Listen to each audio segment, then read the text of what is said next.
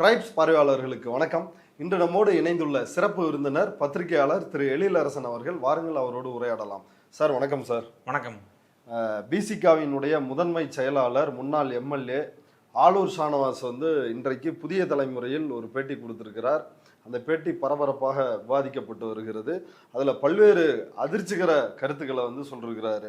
அவர் என்ன சொல்றாருன்னா, தமிழ்நாட்டை மறைமுகமாக பாஜக ஆண்டு அதுதான் அதனாலதான் நாங்க எல்லாத்தையும் எதிர்க்க வேண்டியது இல்லை அப்படின்னு சொல்லுது இந்த அரசு. தமிழ்நாட்டை பாஜக தான் மறைமுகமாக ஆள்கிறது அப்படின்ற ஒரு குற்றச்சாட்டை வச்சிருக்கிறாரு. விசிக அமைச்சரவையில் பங்கேற்று இருக்கிறது. 5 ஆண்டு இந்த ஆட்சி நீடிப்பதற்கு கண்டிப்பா உறுதுணையா விசிக இருக்கும் அப்படின்றத பல முறை விசிக தலைவர் திருமாவளவன் தெளிவுபடுத்தி விட்டார். அப்படிப்பட்ட சூழல்ல இப்படி ஒரு கருத்தை விசிகாவினுடைய முன்னாள் எம்எல்ஏ சொல்லிருக்கிறாரு. இது பற்றி உங்களுடைய கருத்து என்ன? இல்லை, ஒரு 100% சரியான கருத்தை சொல்லியிருக்கிறதா நான் பார்க்குறேன்.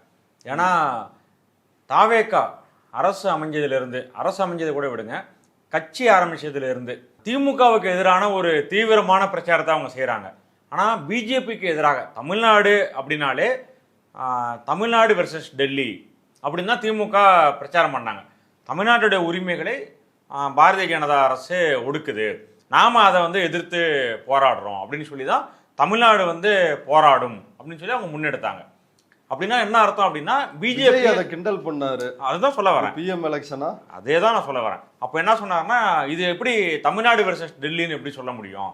இது தமிழ்நாட்டுக்கான தேர்தல் நடக்குது, சட்டமன்றத்தான தேர்தல் நடக்குது அப்படின்னு சொல்லி அவர் பேசி திமுகவுடைய டெல்லி எதிர்ப்பு அதை டைல்யூட் பண்றதுக்கான முயற்சியில தேர்தலுக்கு முன்னாடியே அவர் ஈடுபட்டாரு. கொள்கை எதிரி அப்படின்னு பாரதிய ஜனதாவை முன்னிலைப்படுத்துறாரே தவிர, பாரதிய ஜனதாவை எதிர்த்தோ அமித்ஷாவை எதிர்த்தோ இல்லைன்னா மோடியை எதிர்த்தோ ஒரு வார்த்தை கூட, சும்மா ஒரு மென்ஷனிங் இருக்கான். அதாவது ஒரு இடங்கள்ல அவர் பேரை சொல்லுவாரே தவிர அவர் எதிர்த்து ஒரு அறிக்கை, ஒரு தன்னுடைய தொண்டர்களை அப்படி இல்லையா, மோடி அமித்ஷா எதுவுமே கிடையாது. தன்னுடைய தொண்டர்களை அப்படி தயார்படுத்துற, கொள்கை எதிரிக்கு எதிராக தானே நீங்க தொண்டர்களை தயார்படுத்தணும். அரசியல் எதிரியை நீங்க வீழ்த்திட்டீங்க. அரசியல் எதிரி முடிஞ்சு போயிட்டாங்க, அவங்க எதிர்கட்சி ஆயிட்டாங்க. இப்ப அடுத்து களத்துல இருக்கிறது கொள்கை எதிரி.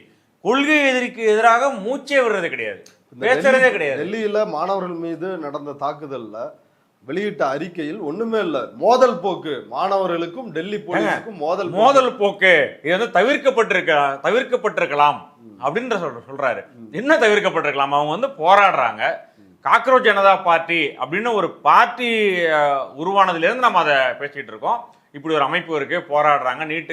நீட்டுல இருக்கக்கூடிய முறைகேடுகளுக்கு எதிராக அவங்க பேசுறாங்க அப்படின்னு சொல்லி நம்ம தொடர்ந்து பேசிட்டு இருக்கோம். ஆனால் இவங்க அந்த பார்ட்டி பேரை சொல்றது கிடையாது, காக்ரோச் ஜனதா பார்ட்டி அப்படின்ற பேரை சொல்றது கிடையாது. அதே மாதிரி BJP, prime minister, home minister யாரு பேருமே சொல்றது கிடையாது. தர்மேந்திர பிரதான் எவ்வளவு தமிழ்நாட்டுக்கு எதிராக எவ்வளவு பேசியிருக்காரு. தமிழ்நாட்டுக்கு மும்மொழி கொள்கை, தமிழ்நாடு இவங்க கொள்கையில வேற மும்மொழி கொள்கை இவங்களுக்குன்றாங்க. மும்மொழி கொள்கை தமிழ்நாட்டுக்கு நடைமுறைப்படுத்துவோம் அப்படின்னு சொல்றது தர்மேந்திர பிரதான். நீங்க மும்மொழி கொள்கையை தமிழ்நாடு ஏத்துக்கல அப்படின்னா 2500 கோடி ரூபாய் தமிழ்நாட்டுக்கு வர வேண்டிய கல்வி நிதி அதை நாங்க தர முடியாது அப்படின்னு வெளிப்படையா சொன்னவரு தர்மேந்திர பிரதான். அது மட்டும் ஸ்கூல்ஸையும் ஏத்துக்கணும்னாரு. ஆமா, பிஎம்ஸ்டி ஸ்கூலு. அது மட்டும் இல்ல, இதை எதிர்த்து பேசின தமிழ்நாடு எம்பிக்களை அன்சிவிலைஸ்டு, நாகரிக மற்ற எம்பிக்கள் அப்படின்னு சொல்லி பார்லிமெண்ட்டுக்குள்ளார பேசினவர் தர்மேந்திர பிரதான். இவங்களெல்லாம் எதிர்த்து ஒரு வார்த்தை கூட விஜய் பேச மாட்டாரு. திமுகவை எதிர்த்து பேசிட்டு இப்ப என்ன, இந்த பாலன இல்லத்துல போராட்டம் நடந்துச்சு இல்லையா, அந்த போராட்டத்துல ஒரு பையன் என்ஜி டிஎம்கே அப்படின்னு சொல்லிட்டு ஒரு டிஷர்ட் போட்டிருக்கான். அவன் கொடி எடுத்துட்டு வரல, வேற எதுவும் இல்லை. அவன் டிஷர்ட்ல என்ஜி டிஎம்கே அப்படின்னு ஒரு கொடி, ஒரு வார்த்தை இருக்கு. உடனே பாத்தீங்களா ஊடுருவிட்டாங்க. ஏன் நீட்டு எதிர்ப்புன்றது? அந்த போராட்டத்தை இடம் கொடுத்து நடத்துறவங்க அவங்களுக்கு ஒரு கொள்கை இருக்கு. ஆமா, சிபி அவங்க கம்யூனிஸ்ட், இவங்க ஆதரவுல தான் அவங்க ஆட்சியே நடக்குது. ஆமா, ஆதரவுல அவரு எல்லா கட்சிக்காரங்களும் வாங்க பாஜகவை தவிர அப்படின்னு ஆமா முத்தரசன் பேசினாரு.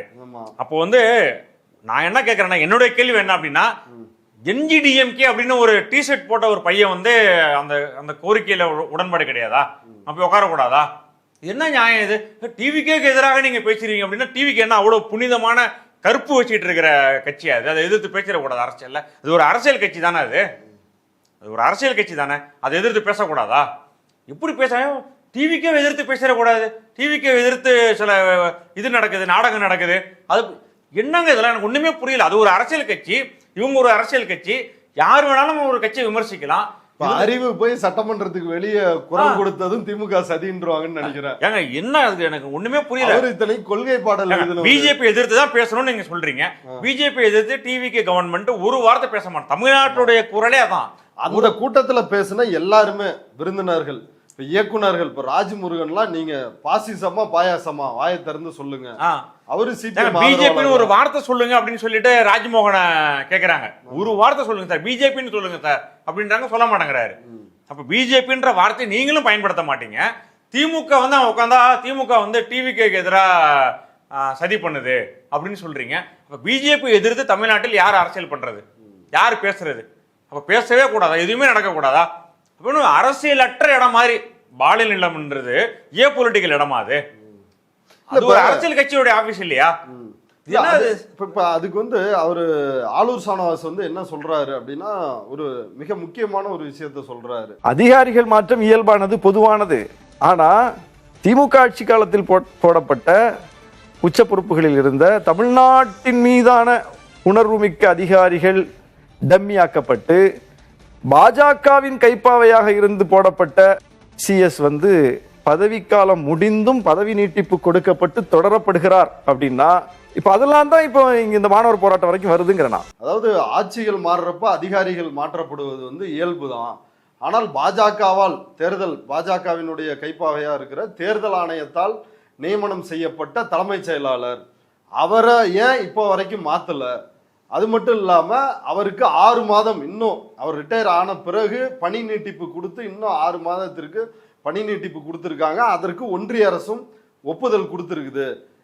இதனுடைய நோக்கம் என்ன? தமிழ்நாட்டு நலன் மீது அக்கறை உள்ள அதிகாரிகளை விஜய் டம்மி ஆக்கியிருக்கிறாரு. ஆனா பாஜகவால் நியமனம் செய்யப்பட்ட தலைமைச் செயலாளருக்கு பணி வேணாம். நம்ம தேர்தலுக்கு முன்னாடி தேர்தல் ஆணையத்தை பத்தி நம்ம நிறைய பேசியிருக்கோம். எஸ்ஐஆர் கொண்டு வந்ததுல இருந்து தேர்தலை இவர்கள் எப்படி நடத்துகிறார்கள் அப்படின்னு சொல்லி எலெக்ஷன் கமிஷனை பத்தி நம்ம பேசணும். எலெக்ஷன் கமிஷனுடைய கமிஷனர் ஞானேஷ்குமார், அவரை பத்தி நம்ம நிறைய பேசியிருக்கோம். ஞானேஷ்குமார் யார் அப்படின்றத நம்ம வந்து அக்கு வேறு ஆணி வேற பேசியிருக்கோம். பல ஊடகங்கள் அவரை பத்தி எழுதிட்டாங்க. மேற்கு வங்கத்துல டிஎம்சிக்கு, அதாவது மம்தா பானர்ஜியோட கட்சிக்கு எதிராக எந்த அளவுக்கு தேர்தல் ஆணையம் களத்துல இறங்குனுச்சு, என்னென்ன வேலையெல்லாம் பண்ணுச்சு, யாரெல்லாம் நியமிச்சாங்க, எல்லாத்தையும் நம்ம பேசியிருக்கோம். விழாவரியா எல்லாத்தையும் பேசியாச்சு. அப்போ மேற்கு வங்கத்தில் நடந்த தேர்தலை முழுக்க முழுக்க எடுத்து பாஜக கையில் கொடுத்தது ஞானேஷ்குமார், தேர்தல் ஆணையம். அதுல ஒன்றும் சந்தேகமே கிடையாது யாருக்கும். தமிழ்நாட்டில் நடந்த தேர்தலில் இங்க இருக்கக்கூடிய தலைமைச் செயலாளர், நீங்க மாவட்ட கலெக்டரை மாத்துங்க, எல்லாரையும் மாத்துங்க, அதெல்லாம் வந்து இவங்க நீண்ட நாள் இருக்கிறவங்க, அமைச்சரோடு நெருக்கமா இருக்கிறவங்க, இன்ஃப்ளூயன்ஸ் பண்ணுவாங்க, ஏதோ ஒரு காரணங்கள் நீங்க சொல்லலாம், மாத்துறீங்க. சீஃப் செக்ரட்டரி அவர் என்ன தேர்தல் நடத்திட்டு இருக்காரா?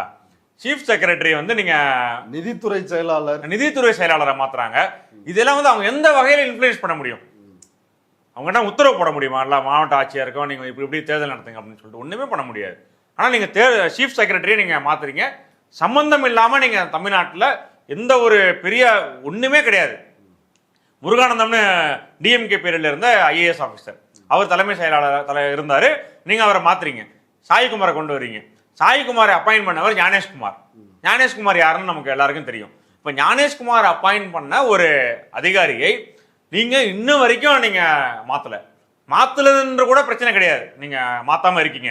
ஆனால் அவருடைய பதவிக்கு ரிட்டையர்மெண்ட் முடிஞ்சு அதற்கு பிறகு நீங்க எக்ஸ்டென்ஷன் செப்டம்பர் வரைக்கும் வாங்கி வச்சிருக்கீங்க. அவ்வளவு அவசரமா நீங்க அந்த ஃபைலை மூவ் பண்றீங்க. வேகமா அவருடைய எக்ஸ்டென்ஷன் என்ன அவசியம் இருக்கு? இவர் ஏற்கனவே இருந்த அதிமுக ஆட்சி பிஜேபியோட கண்ட்ரோல் இருந்த ஆட்சி தான். ஏற்கனவே இருந்த அதிமுக ஆட்சி எல்லாருக்கும் தெரியும். எல்லாருமே பேசினது திமுக பிரச்சாரத்துல தான் பேசினாங்க. இது வந்து அடிமை அதிமுக அப்படின்லாம் பேசினாங்க. அந்த 2021க்கு முன்னாடி இருந்த ஏடிஎம்கே ஆட்சியில மிகப்பெரிய அளவிற்கு பவர்ஃபுல்லான ஐஏஎஸ் ஆஃபீஸரா இருந்தவர் சாய்குமார். ஓகேங்களா? இன்னும் கேட்டீங்கன்னா முதலமைச்சருடைய செயலாளராக இருந்தவர், எடப்பாடியோட தனி செயலர், எடப்பாடியோட செயலாளராக இருந்தவர். அப்போ அதே வந்து பிஜேபியோட இன்ஃப்ளூயன்ஸ் அதில் கண்டிப்பாக இருந்திருக்கிறதுக்கு நிறைய வாய்ப்புகள் உண்டு. அப்படி இருக்கக்கூடிய ஒரு ஐஏஎஸ் ஆஃபீஸரை நீங்க வந்து இப்போ அதுவும் எலெக்ஷன் கமிஷனை அப்பாயிண்ட் பண்ண அந்த போஸ்ட்ல நீங்க நீட்டிக்க வேண்டிய அவசியம் என்ன இருக்கு? அப்படின்னா இந்த கவர்மெண்ட்டை ரன் பண்றது யார்?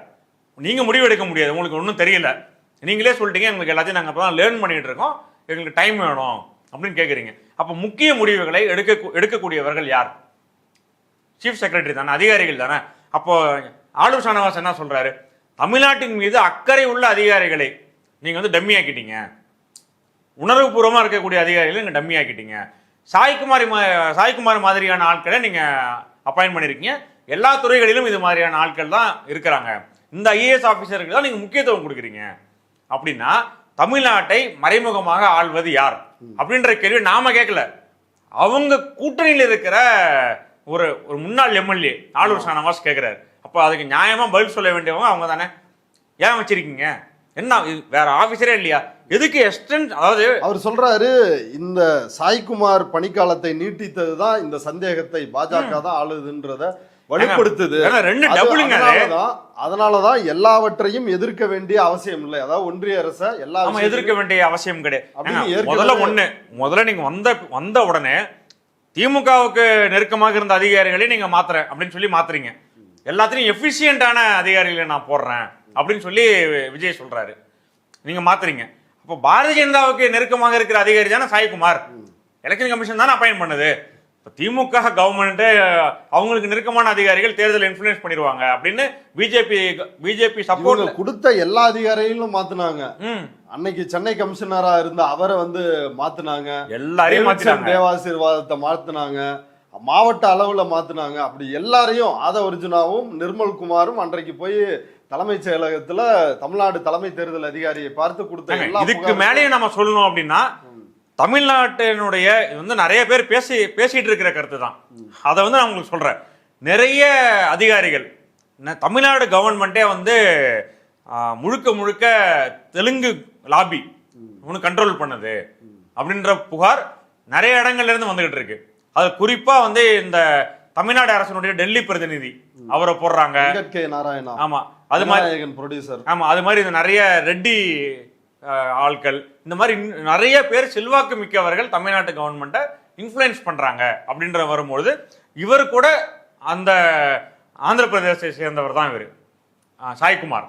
அப்ப அந்த மாதிரியான சந்தேகம் அதுலயும் வருது. அப்ப தமிழ்நாட்டுக்கு விரோதமாக நீங்க எல்லாத்தையுமே செய்வீங்க, யாருமே கேள்வி கேட்க கூடாது. ஒரு டிஷர்ட் போட்டு வந்தா உடனே உங்களுக்கு கோபம் வருது, ஏன் இவரை வெளியேற்றுங்க அப்படின்னு சொல்றீங்க. இதெல்லாம் என்ன மாதிரியான இது? கேள்வி கேட்க கூடாதா? ஒரு அரசாங்கத்தை பார்த்து கேள்வி கேட்க கூடாது அப்படின்னு சொல்ற, இல்லைன்னா ஒரு கட்சி அடையாளத்தோடு வரக்கூடாது அப்படின்னு சொல்ற ஒரு போராட்டத்தை நான் இப்பதான் பாக்குறேன். ஏன் வரக்கூடாது? அப்புறம் வந்து இந்த நெரேட்டிவை வைக்கிறவங்க டிவிக்கே தான் இத முதலமைச்சருக்கு எதிரான போராட்டமா மாத்துறாங்க அப்படின்னு இந்த தொடர்ந்து முதலமைச்சருக்கு எதிரான போராட்டமா ஏன் மாத்தக்கூடாது? இது என்ன மாத்துறாங்கன்னு பூச்சாண்டி காட்டுற மாதிரியே பேசிட்டு இருக்குது. ஏன் என்னது அது? அவர் ஒரு முதலமைச்சர், அரசியல் கட்சி வச்சிருக்காரு, அவருக்கு எதிராக ஏன் ஒரு போராட்டத்தை மாத்தக்கூடாதா? நீட்டை ஒழிக்கிறேன்னு அவரும் வாக்குறுதி கொடுத்திருக்காரு. என்ன ஏங்க வாயை திறந்து பேசுங்க தானே சொல்றாங்க. நீங்க பேசிட்டீங்கன்னா ஏன் உங்களை பேச போறாங்க? எல்லாரும் போராடுறாங்க, 20 பேர் இறந்துட்டாங்க, 20 குழந்தைகள் இறந்துட்டாங்க, அவங்க வீட்டுக்கு 1 கோடி ரூபாய் நஷ்ட ஈடு வேணும்னு சொல்லி சிஜேபி கோரிக்கை வச்சு போராட்டம் பண்றாங்க. இங்க டிவிக்கு என்ன பண்ணுது? படத்தை ரிலீஸ் பண்ணிட்டு முத நாள் பாக்குறாரு, 2வது நாளும் பாக்குறாரு. அதுல வந்து அதிமுகவுடைய முன்னாள் அமைச்சர் உதயகுமார் அவரு கிண்டல் பண்ணிட்டாரு.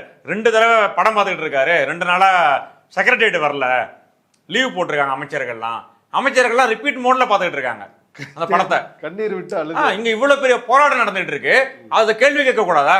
ஏன் மக்கள் போராடுறாங்க, மாணவர்கள் போராடுறாங்க, அடி வாங்குறாங்க, தமிழ்நாட்டுல இங்க வந்து உட்கார்ந்துருக்காங்க, ஆனா நீங்க வந்து எதுவும் பதில் சொல்ல மாட்டீங்க, படம் பார்த்துட்டு இருக்கீங்கன்ற ஒரு கேள்வியை டிவி கவர்மெண்ட் நோக்கி எழுப்பக்கூடாதா? இல்ல, அமைச்சர் ரமேஷ் வந்து சொல்றாரு, மாணவர்கள் போராட்டத்தை மதிக்கிறோம், ஆனால் சிலர் இதுக்குள்ள புகுந்து சிஎம்க்கு எதிராக திசை திருப்ப முயன்றால் அதை எப்படி கையாள வேண்டும் என்று அரசுக்கு தெரியும். என்ன பண்ணுவாங்க? என்ன எப்படி கையாளுவாங்க அவங்க? என்ன அதான் எல்லாரையும் அடிச்சு அரெஸ்ட் பண்றாங்கல்ல, சிபி டைஃபி எஸ்எஃப்ஐ மாணவர்கள் நிறைய பேர் பேசுற, எனக்கு அது என்னன்னே புரிய மாட்டேங்குது. இது வந்து டிவிக்கு எதிராக திசை திருப்புறாங்க, டிவிக்கு எதிராக இது பண்றாங்க. ஏன்னா என்ன அரசியல் கட்சி தானே அது? நீங்க பதில் சொல்லுங்க. நாங்க இது பண்ணியிருக்கோம், நீட்டுக்கு எதிராக நாங்க இந்த போராட்டங்கள் பண்ணியிருக்கோம், பிரதமர் இதை கேட்டிருக்கோம். தமிழ்நாடு கவர்மெண்டோடைய தமிழ்நாடு அசம்பிளியில் நிறைவேற்றின மசோதா, ஒரு முறைக்கு 2 முறை நிறைவேற்றப்பட்ட மசோதா, அது வந்து எங்க கவர்னர் ஆபீஸ்லயே தூங்கிட்டு இருந்துச்சு. முதல்ல ரிட்டர்ன் பண்ணாரு, திருப்பி அதை நிறைவேற்றி அனுப்புனாங்க, அங்கேயே தூங்கிட்டு இருந்துச்சு. யாரு போராடி அதை அனுப்புனது? அப்ப இருந்த இந்தியா கூட்டணியில சேர்ந்த எல்லா கட்சிகளும் போராடி இருக்காங்க. போராடி நீங்க டிவிக்கு போராடினது கிடையாது. நீங்க 2 வருஷம் கட்சி ஆரம்பிச்சாவது அந்த மசோதா நீங்க அனுப்புங்கன்னு சொல்லி போராட்டம் நடத்துனீங்களா? கிடையாது. அந்த மசோதாவை நிறைவேற்றி அதை வந்து கவர்னருக்கு அனுப்புறாங்க. அவர் வந்து அதை பிரசிடென்ட்டுக்கு அனுப்பாம இருந்தாரு. அதுக்கு ஒரு போராட்டம், அதுக்கு சட்ட போராட்டம், ஆளுநர் மாளிகைக்கு முன்னாடி போராட்டம், இவ்வளவு நடந்த பிறகு அதை வந்து பிரசிடென்ட்டுக்கு அனுப்புறாங்க. ஓகேங்களா? பிரசிடென்ட்டுக்கு அனுப்பின பிறகு அங்கேயும் போய் கோர்ட்டுக்கு போறாங்க. இதே டிஎம்கே கவர்மெண்ட் போறாங்க. அங்க போயிட்டு நீங்க இதுக்கு ஒப்புதல் கொடுக்கணும்னு சொல்லிட்டு ஒரு 10 பில் 10 மசோதாக்களுக்கு ஆளுநர் மாளிகை ஒப்புதல் கொடுக்கல. அப்ப நீங்க அதை பத்தி ஒரு வார்த்தை பேச மாட்டீங்க.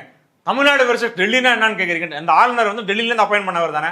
தமிழ்நாடு அசம்பிளியில் நிறைவேற்றப்பட்ட மசோதாக்களுக்கு ஒப்புதல் கொடுக்கல, அதை போய் கேட்கணுமா இல்லையா? இப்ப ஆளுநர் வந்து மனோன்மணியம் சுந்தரனார் விசி துணைவேந்தர் சொல்றாரு, ஆளுநர் மாளிகையில இருந்து ஸ்ட்ரிக்டான உத்தரவா, முதல்ல வந்தே மாதரம், அடுத்து தேசிய கீதம், 3வதாக தமிழ் தாய் வாழ்த்து அப்படின்னு சொல்றதுக்கு அதுக்கு சிபிஎம்ல இருந்து அறிக்கை வந்திருக்கு. மனோன்மணியம் சுந்தரனார் பேரிலேயே இருக்கக்கூடிய, ஏன்னா அவர் தான் தமிழ் தாய் வாழ்த்து எழுதினார். ஆமா, தமிழ் தாய் வாழ்த்து எழுதின அவருடைய பேர்ல இருக்கிற ஒரு பல்கலைக்கழகத்திலேயே 3வதாகத்தான் தமிழ் தாய் வாழ்த்து பாடணுமா அப்படின்னு மற்ற யூனிவர்சிட்டிஸ் எல்லாம் பாடணும் ஓகேவான்னு நான் கேட்கிறேன். பாடவே கூடாதுன்னு அறிக்கை. அந்த அந்த பேர் 20 முறை கூட தேசிய கீதம் பாடலாம்னு ஏற்கனவே, அதுல ஒன்றும் தப்பு கிடையாது, 20 முறை கூட பாடலாம் இருந்தாரு. ஆமா, அப்படின்னு சொல்லி சு வெங்கடேசன் பேசியிருந்தாங்க. அவங்க 200 முறை கூட பாடிட்டோம் தேசிய கீதத்தை, உட்காந்து 24 மணி நேரமும் பாட்டோம், நமக்கு அதுல பிரச்சனை கிடையாது. ஆனால் தமிழ்நாட்டில் எதற்காக 3வதாக தமிழ் வாழ்த்து பாடப்படணும்? அப்படின்னா என்ன நடக்குது அப்படின்னா, தமிழ்நாடு இதுவரை என்னென்னலாம் நம்முடைய அரசியல், நம்முடைய அடையாளம், நம்முடைய பண்பாடு அப்படின்ற இதெல்லாம் போராட்டத்தை முன்னெடுத்து இந்த ஸ்டேஜுக்கு வந்திருக்கோம்ல, இது வந்து தகர்க்கிற வேலையை டிவிகே கவர்மெண்ட் செய்து, டிவிகே கவர்மெண்ட் பாடல் அப்படின்ற இந்த முறையை கொண்டு வந்ததே தமிழ்நாடு தான் முதல்ல இந்தியாவிலேயே. டிவிகே கவர்மெண்ட் மூலமாக தமிழ்நாட்டை வந்து சிதைக்கிற வேலையை பிஜேபி பண்ணுதா இல்லையா? நாங்க வந்து ஒண்ணு வேணாங்க, பதில் எப்படி இருக்கணும்னா, டிவிகே கவர்மெண்ட் பத்தி பேசலாமா, சிஎம்க்கு எதிராக பேசலாமா, சிஎம்க்கு எதிராக மாணவர்களை தூண்டலாமா, இப்படி கேட்கறதை தாண்டி நீட்டுக்கு எதிராக டிவிக்கு இதெல்லாம் பண்ணியிருக்கு. மசோதா ஒன்று பெண்டிங்ல இருக்கு பிரசிடென்ட்ட, நீங்க வந்து ஜனாதிபதியிடம் இருக்கிற மசோதாக்களுக்கு நீங்க ஒப்புதல் கொடுக்கணும் அப்படின்னு சொல்லி விஜய் அறிக்கை கொடுக்குறாரு, வேண்டுகோள் விடுக்கிறாரு. அப்படின்னு நாங்க இதை செஞ்சிருக்கோம், அதுக்காக போராடி இருக்கோம், இந்த காரியங்கள் செஞ்சிருக்கோம் அப்படின்னு நீங்க வரிசைப்படுத்துங்க. அரசியல் தானே. இல்ல, ராஜ்மோகன் அதை வந்து தெளிவுபடுத்துறாரு. என்ன சொல்றாருன்னா, கல்வியை ஒத்திசைவு பட்டியல், பொதுப்பட்டியல்ல இருக்கிற கன்கரண்ட் லிஸ்ட்ல இருக்கிற கல்வியை மாநில பட்டியலுக்கு கொண்டு வந்தால்தான் நீட்டை ஒழிக்க முடியும். அதுதான் தாவேக்காவோட கேள்வியே தவறு. என்ன பேசினார் ராஜ்மோகன்? பொதுப்பட்டியல இருக்க கல்வின்னு சொல்லல அவரு. இல்ல, அது பிரஸ் மீட்ல நேத்து நான் சொன்னது முத்துரங்கன் சாலையில அது திருத்துறாரு. முதல்ல அவர் என்ன பேசினாரு? ஆமா, இது வந்து ஒன்றிய அரசு பட்டியல இருக்கு, அதை வந்து மாநில அரசு பட்டியல்ல கல்வியை மாத்தணும் அப்படின்னு சொல்லி பேசினாரு. கல்வி அப்ப நிறைய பேர் சோசியல் மீடியால கிண்டல் பண்ண ஆரம்பிச்சிட்டாங்க. கல்வி வந்து பொது பட்டியல்ல இருக்கு, ஒத்திசைவு பட்டியல்ல இருக்கு, அது கூட தெரியாதவருக்கு கல்வி அமைச்சரா அப்படின்னு கேட்க ஆரம்பிச்ச பிறகு திருத்திருக்காரு. அப்ப அது அந்த விஷயமே அவங்களுக்கு தெரியல. ரெண்டாவது இன்னொன்னு, அந்த சிடி நிர்மல்குமார் அவர் வந்து எப்ப பாரு பிரஸ் மீட் வச்சாருன்னா திமுக எது கேட்டாலும் முன்னாடிலாம் என்ன சொல்லுவார் அப்படின்னா, திமுகவும் அதிமுக என்ன கேள்வி கேளுங்க, திமுக அதிமுக கூட்டணி முயற்சி பண்ணாங்க, அது எவ்வளவு பெரிய குற்றம் அப்படின்னு எது கேட்டாலும் அதான் பதில். இப்ப என்ன சொல்றாரு, திமுகவுக்கு நீட்டுக்கு எதிராக போராடுறதுக்கு அருகதை கிடையாது, தகுதி கிடையாது அப்படின்னு அவரு பேசுறாரு. யார் இந்தியாவிலேயே நீட்டுக்கு எதிரான 2017 இருந்து நடக்கிற போராட்டத்தில் திமுக களத்துல இருக்கா இல்லையா? வேற இந்தியாவில யாருமே. சிவசங்கர் தானே அனிதாவை டெல்லி வரைக்கும் கூட்டு போய் வழக்கு போட்டு, எவ்வளவு அவதூறுகள் தெரியுமா? அனிதாவை கொன்னுட்டாரு. அனிதா வழக்கு போட்டாங்கல்ல, அந்த வழக்கையே வந்து இவங்க தான் பேக்கப் பண்ணாங்க. திமுகவுடைய பின்புலத்துல தான் அவங்க வழக்கு போட முடியும். இல்லைன்னா இப்படி ஒரு பொண்ணு வந்து போய் சுப்ரீம் கோர்ட் வரைக்கும் போய் வழக்கு போட முடியுமா? திமுக தான் அனுப்பி வச்சுது அப்படின்ற புகார். அந்த அவதூறையும் திமுக இறந்த பிறகு எவ்வளவு அவதூறுகள் ஆசையை காட்டி அதனால நடக்கலன்னு. இந்த தேர்தல் 2026 தேர்தல் இருக்கு இல்லையா, இந்த பிரச்சாரத்துல கஜேந்திர பாபு அவர் மேலேயும் குற்றச்சாட்டு, இவர்கள் தான் அனிதா இறப்பதற்கு காரணம் அப்படின்னு இவ்வளவும் தாங்கின திமுக அங்க வந்து உட்காரக்கூடாதான். இது வந்து இவங்க சிஎம்க்கு எதிராக இவர்கள் இது பண்றாங்க அப்படின்றது என்ன இது? அது ஒரு அரசியல் கட்சின்றத முதல்ல ஞாபகம் வச்சுக்கங்க. டிவிகேக்கு எதிராக யார் வேணாலும் கேள்வி எழுப்பலாம், அவங்க பதில் சொல்ல வேண்டிய கடமை அவங்களுக்கு இருக்கு.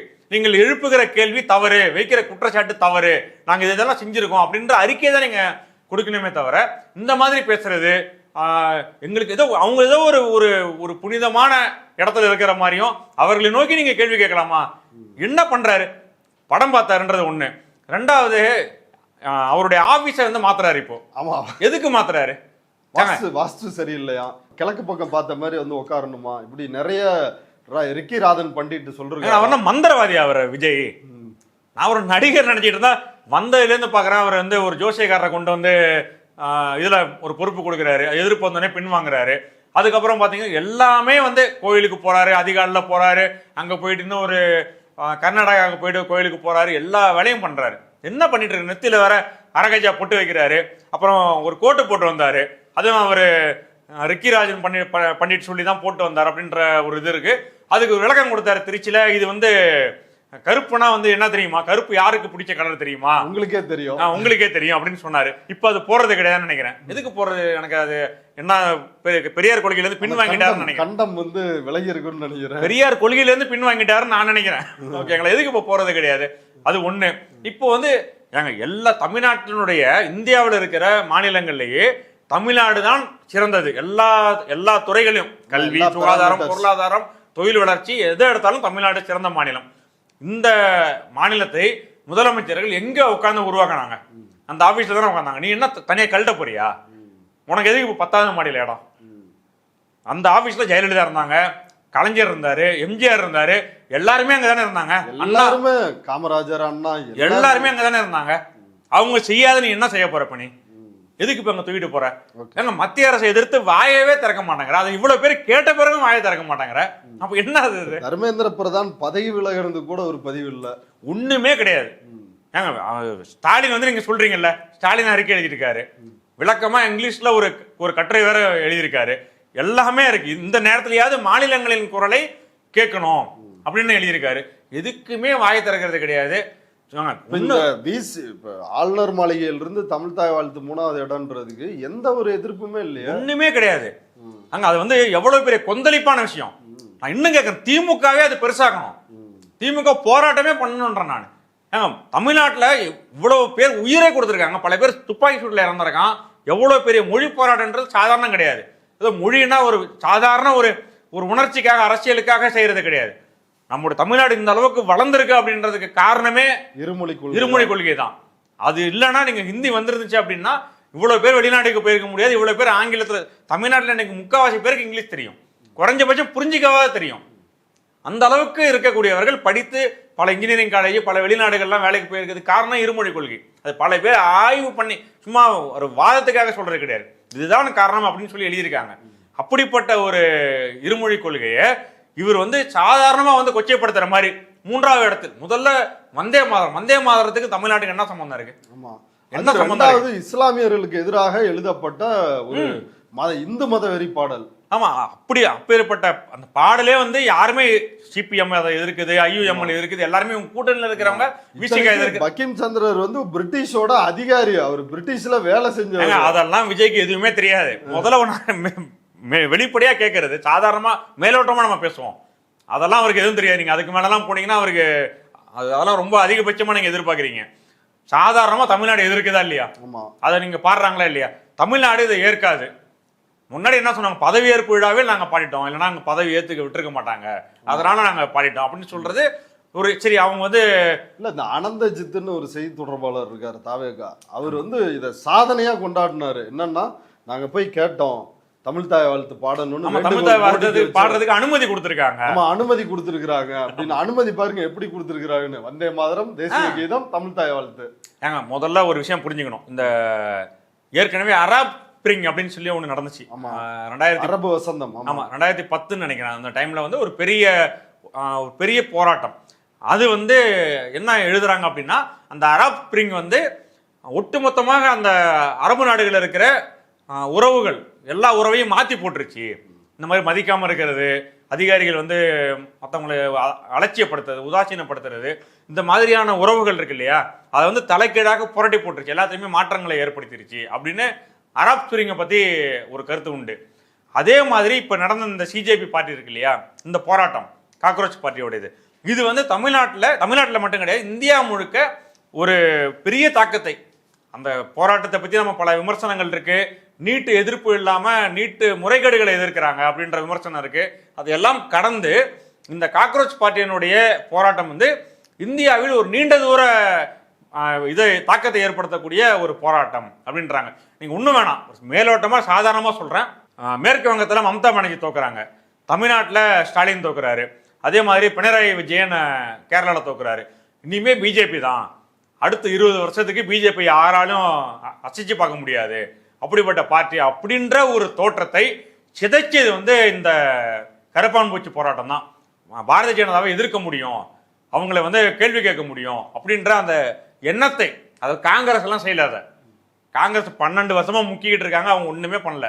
ஆனா இதை செஞ்சது வந்து இந்த காக்ரோச் போராட்டம் தான். அதை வந்து நம்ம ஏத்துக்கிட்டு தான் ஆகணும், அப்பேற்பட்ட போராட்டம் அது. அதே மாதிரி ஹையர் எஜுகேஷன் இன்ஸ்டிடியூஷன்ஸ் இருக்கு இல்லையா, உயர்கல்வி நிறுவனங்கள், அங்கெல்லாம் வந்து நிறைய வலதுசாரி சிந்தனையாளர்கள், சங்கிகள், இவர்களுடைய ஆதிக்கம், அது விசியா இருக்கலாம், துறை தலைவர்களா இருக்கலாம். இங்க நம்ம ஊர்லயே ஆய்வே என்ன தலைப்புல பண்ணணும்னு முடிவு பண்றாங்க. அங்க தமிழ்நாட்டில் இருக்கக்கூடிய பல்கலைக்கழகமே அந்த மாதிரி இப்போ மாறக்கூடிய நிலை. இப்போ இதெல்லாம் வந்து எவ்வளவு ஆபத்தான விஷயங்கள். இதையெல்லாம் வந்து முற்றுப்புள்ளி வைக்கிற மாதிரியான ஒரு போராட்டம் உள்ள எதிர்த்துட்டு இருக்காங்க இல்லையா, அவர் அந்த மாதிரி வலதுசாரி சிந்தனை உள்ள அந்த கல்வியாளர்கள் எல்லாம் கொஞ்சம் டோனை குறைக்கிற மாதிரி இந்த போராட்டம் வந்துருச்சு அப்படின்றதெல்லாம் எழுதுறாங்க, நிறைய பேர் சொல்றாங்க. இப்போ ஜேஎன்யூ இருக்கு, டெல்லி யூனிவர்சிட்டி இருக்கு, பல பல்கலைக்கழகங்கள் இருக்கு. இந்த மாதிரியான பல்கலைக்கழகங்கள்ல மாற்று கருத்து உடையவர்களுடைய குரலை வந்து அவங்க எதுவுமே பேச முடியாது, அவ்வளவு தூரத்துக்கு குரல் வந்து ஒடுங்கி இருந்தாங்க. அவர்களுக்கெல்லாம் கொஞ்சமாச்சும் ஒரு ஸ்பேஸ் கிடைக்கும், மூச்சு விடுறதுக்கு ஒரு இடம் கிடைச்சதுக்கு இந்த போராட்டம் தான் காரணம் அப்படின்றாங்க. இப்போ அந்த அளவுக்கு ஒரு தாக்கத்தை ஏற்படுத்தின போராட்டம். இதை பத்தி ஒரு வார்த்தை கூட பேசல அப்படின்னா டிவிக்கு அவங்கள வந்து கேள்வி கேட்கக்கூடாதான்னு நான் கேட்குறேன். அப்போ அந்த வகையில் பார்த்தோம்னா ஆளுர் ஷானவாஸ் சொல்றது சாய்குமாரை நீட்டிக்கிறது, அதே மாதிரி இந்த போராட்டத்துக்கு, இவ்வளவு பெரிய போராட்டத்துக்கு பிறகும் கூட யார் யாரோ வந்து பேசுறாங்க மோடிக்கு எதிராக, பசங்களாம் கிழிச்சு எடுத்துட்டாங்க. இன்ஸ்டாகிராமை பார்த்தீங்கன்னா மோடியை, அமித்ஷாவை, என்டையர் பிஜேபியை மொத்தமாக கிழிச்சு எடுக்கிறாங்க. ஆனால் இவர் ஒன்றுமே பேச மாட்டேங்கிறாரு. இப்போ இதெல்லாம் வைத்து பார்க்கும்போது ஆளூர் ஷானவாஸ் வைக்கிற குற்றச்சாட்டு 100% உண்மையானது தான். ஓகே, இப்போ அடுத்து வந்து ஆளூர் ஷானவாஸ் வந்து என்ன சொல்றாரு அப்படின்னா, ராகுல் காந்தியும் முட்டி மோதி பார்த்துட்டாரு. தமிழ்நாட்டில் இந்தியா கூட்டணி அமைஞ்சது போல எங்கேயாவது அமைஞ்சுதா? இப்போ திமுக இல்லாமல் அவங்களால அமைக்க முடியுதா? அதை பாருங்க, திமுக இல்லை, இந்தியா கூட்டணி தமிழ்நாட்டில் எப்படி இருக்கு? ஏதாவது தெளிவு இருக்கா? இந்தியா கூட்டணி அமைஞ்சிருச்சா தமிழ்நாட்டில்? எங்கள் தலைவர் என்ன சொன்னார்? டிட்டாச்சாக இருக்கும்னு சொன்னார்ல. ஏன் அப்படி சொல்ல வேண்டிய நெருக்கடி வருது? இது வரைக்கும் கூட்டணி அமையல, அதிகாரப்பூர்வமாக அறிவிக்கலன்னு சொன்னார்ல. அப்போது கூட்டணியே ஒரு ஃப்ரேமுக்கு வரல. இதுதான் காங்கிரஸுக்கு இன்னைக்கு நிலைமை. தமிழ்நாட்டில் இந்தியா கூட்டணின்னு ஒன்று இல்லை. ராகுல் காந்தி தமிழ்நாட்டில் இந்த இந்தியா கூட்டணியை ஃபார்ம் பண்ணுறதுக்கு திணறிட்டு இருக்கிறாரு. திமுக இல்லாமல் இங்கே வந்து ஒரு இந்தியா கூட்டணியை இப்போ வரைக்கும் ஃபார்ம் பண்ண முடியல.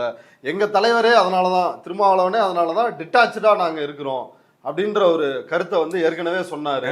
முதல்வர் வந்து பேர் யோசிச்சிருக்கிறாரு, அவர் சொல்லுவார் அப்படின்னு ஏற்கனவே கூட்டத்தில் சொன்னாங்க. ஒரு மாசக்கணக்காக ஆயிருச்சு, இன்னும் விஜய் வந்து அதை பற்றி வாய் திறக்கவே இல்லை அப்படின்ற ஒரு குற்றச்சாட்டை முன்வைக்கிறாரு. இப்போ ஏன் இப்போ இவங்க எல்லாரும் இப்போ திமுக கூட்டணியை விட்டு விசிகா வெளில வந்துருச்சு. அதை விசிகா தலைவர் வந்து அவங்களோட மாநாட்டிலேயே அறிவிச்சிட்டாரு.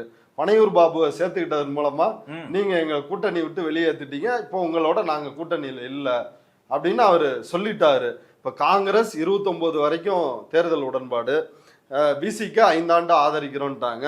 கம்யூனிஸ்ட் கட்சியும் சிபிஎம் தான் இப்போ இந்த போராட்டத்தில் மாணவர்களை விஜய் போலீஸ் கையாண்டதுனால மறுபரிசீலனை செய்வோம்னு ஒரு எச்சரிக்கை விடும் விதமாக பேசினாரு. ஆனால் மு வீரபாண்டியனும் இவர்களோ தொடர்ச்சியாக 5 ஆண்டு இந்த ஆட்சிக்கு ஆதரவு தெரிவிப்போன்ட்டாங்க. ஐயுஎம்எல்லும் சொல்லிட்டாங்க. அப்படி இருக்கும் பொழுது ஏன் ஒரு கூட்டணியா இவங்க உருவாகாம இப்போ வரைக்கும் இருக்கிறாங்க அப்படின்ற ஒரு கேள்வி இருக்குல்ல.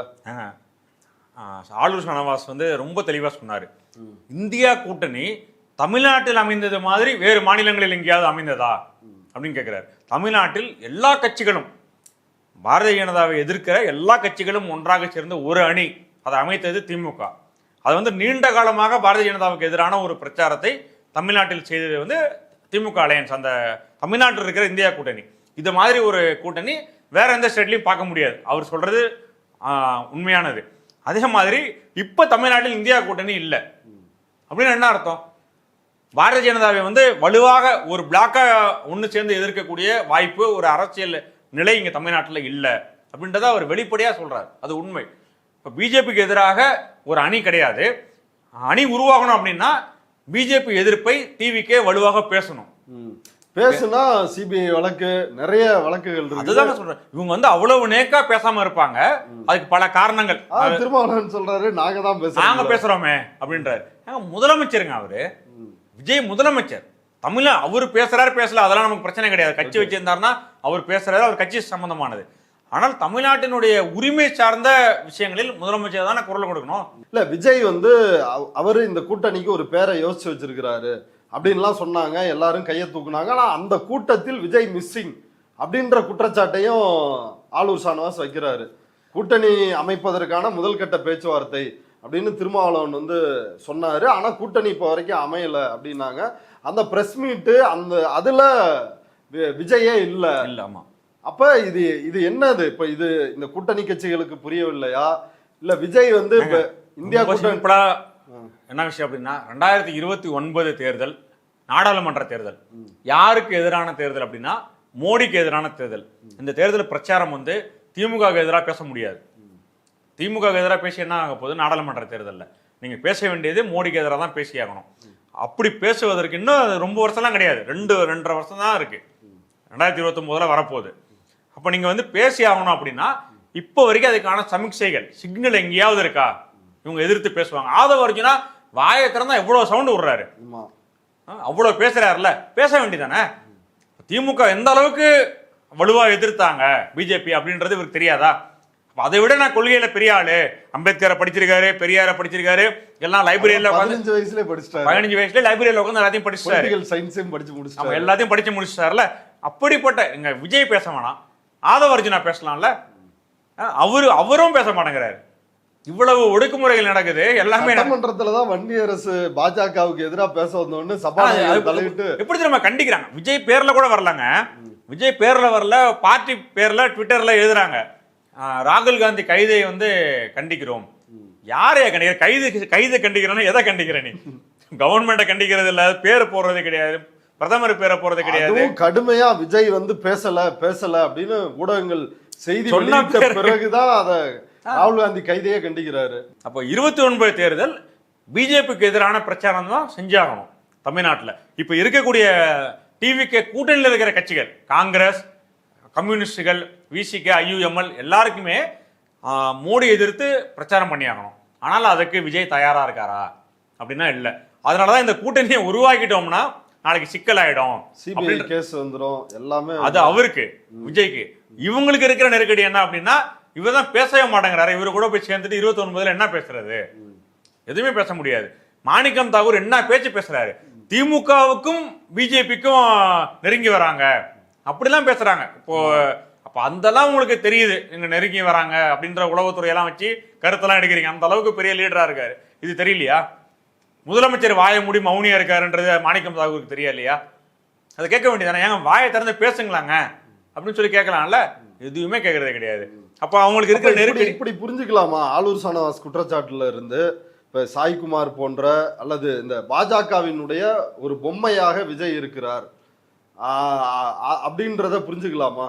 ஆளூர் ஷானவாஸ் சொன்னதுல இருந்து அந்த பாஜகவோட பொம்மையா இருக்கிறதுனாலதான் இந்த இந்தியா கூட்டணிக்குள் வருவதற்கோ அல்லது இவர்கள் எல்லாமே இணைஞ்சு ஒரு கூட்டணியா இணைவதற்கோ விஜய் வந்து எந்த முடிவு எடுக்காம இருக்காருன்னு. இவங்கெல்லாம் கூட்டணியா வரணும் அப்படின்னா அதுக்கு ஒரே தீர்வு விஜய் வாயை திறந்து பேசுறதுதான். ஆனால் அவர் அதை செய்யாத வரைக்கும் இப்படி ஒரு டிவிகே தலைமையில் நாடாளுமன்ற தேர்தலுக்கான ஒரு கூட்டணி அப்படின்றது எனக்கு சாத்தியமாகும் அப்படின்னு எனக்கு தோணல.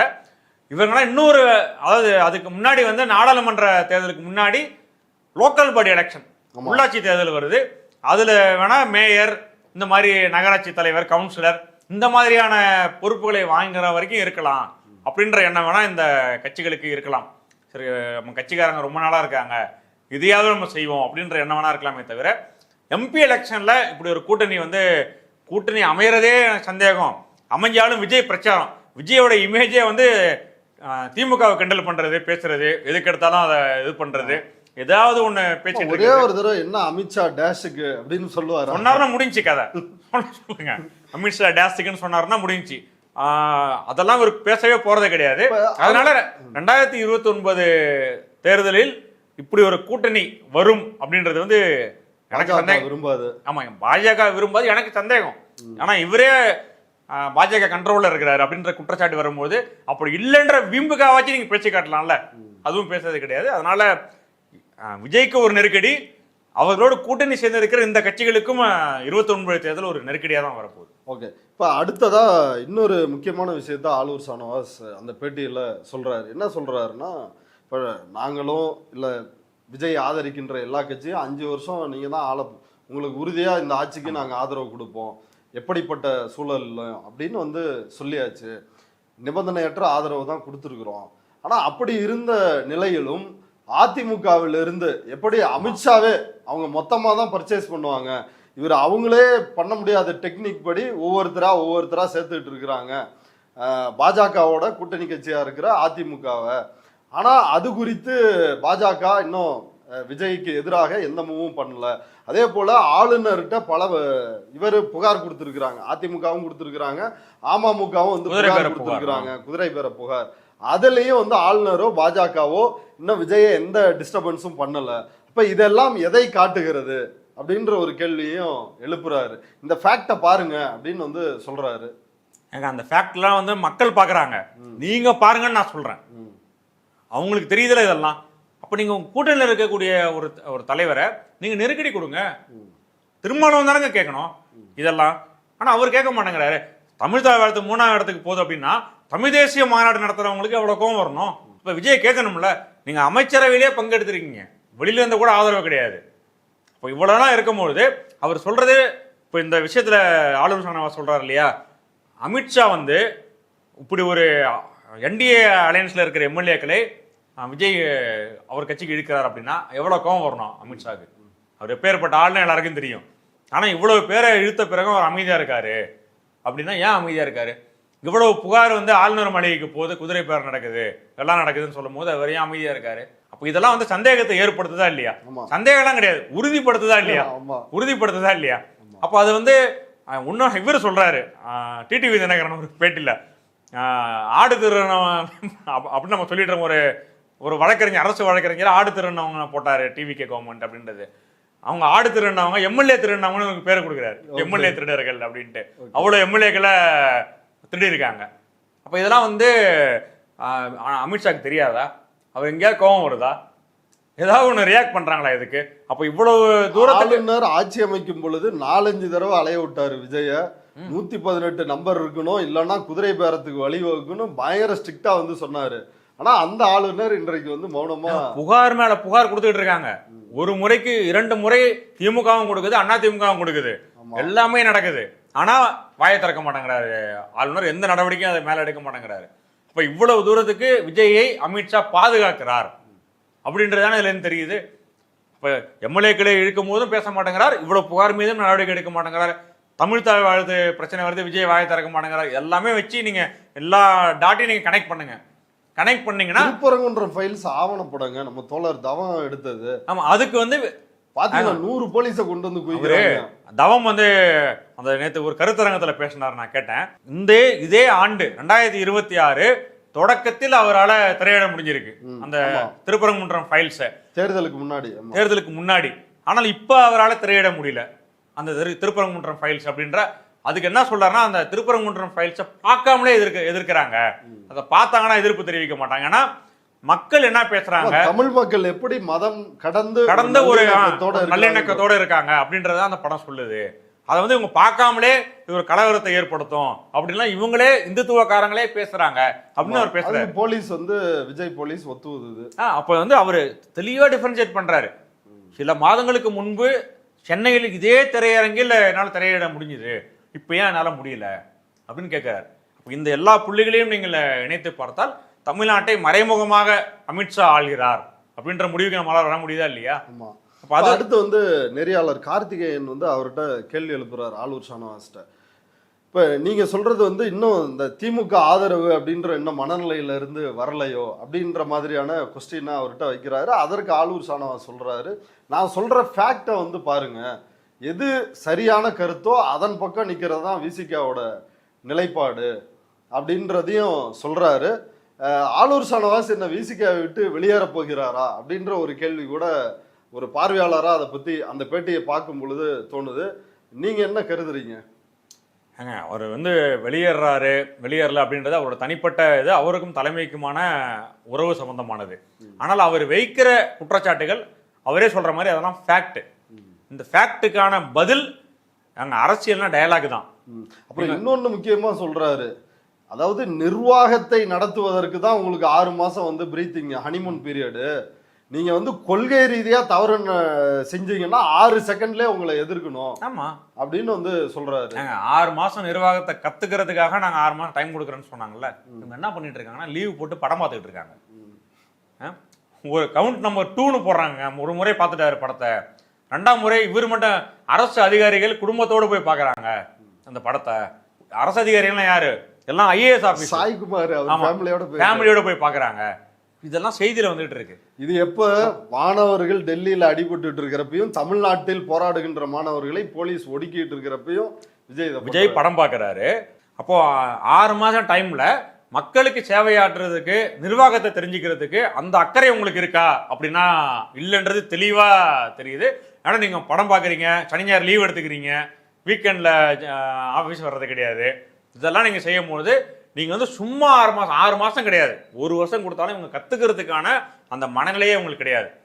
இவங்க சும்மா ஒரு போலியாக ஒரு முகம் இவங்களுக்கு இருக்கே தவிர தமிழ்நாட்டை அரசு அதிகாரிகள் ஆள்கிறார்கள், அரசு அதிகாரிகளை பிஜேபி கண்ட்ரோல்ல வச்சிட்டு இருக்கு அப்படின்ற முடிவுக்கே நம்ம வரலாம். இது எடப்பாடி 2.0 தான் இந்த ஆட்சி. ஆமா, இல்ல அதை விட மட்டமான ஆட்சின்னு கூட சொல்லலாம். ஆமா, எடப்பாடிக்கு வந்து சில விஷயங்கள் தெரியும். இப்ப நீங்க வந்து நீட்டு பிரச்சனை வந்த போது தமிழ்நாட்டில் வந்து அதிமுக ஆட்சி நீட்டு கடுமையாக எதிர்த்தாங்க. நாங்கள் நீட்டு அனுமதிக்க முடியாது. எடப்பாடி பேசினாரு. எடப்பாடி ஒன்றும் அமைதியாலாம் இல்லை, இவர் மாதிரி பேசாமலாம் கிடையாது. கூட்டணியிலே இருந்தாலும் ஆனா சமரசம் பண்ணிக்கிட்டாரு. ஆமா, அது கூட இவர் கிடையாது. இவர் பேசுறதும் கிடையாது, சமரசமா ஆயிட்டு இருக்காரு. அதனால இது வந்து மிக மிக ஆபத்தான நிலையில் ஒரு 75-100 ஆண்டு கால போராட்டத்தை வந்து தமிழ்நாட்டில் ஒரு பெரிய வரலாறு இருக்கு. அதையெல்லாம் விஜயோடைய டிவிகே மூலமாக அதை வந்து சிதைச்சிக்கிட்டு இருக்கு பிஜேபி. ஓகே, இப்போ இவருடைய பேட்டி என்ன மாதிரி ரியாக்ஷன்ஸை ஏற்படுத்த போகுதுன்னு பார்க்கலாம். இவ்வளவு நேரம் நம்முடைய பார்வையாளர்களுக்காக நேரத்தை ஒதுக்கி கருத்துக்களை பகிர்ந்துட்டு ரொம்ப நன்றி சார். நன்றிங்க.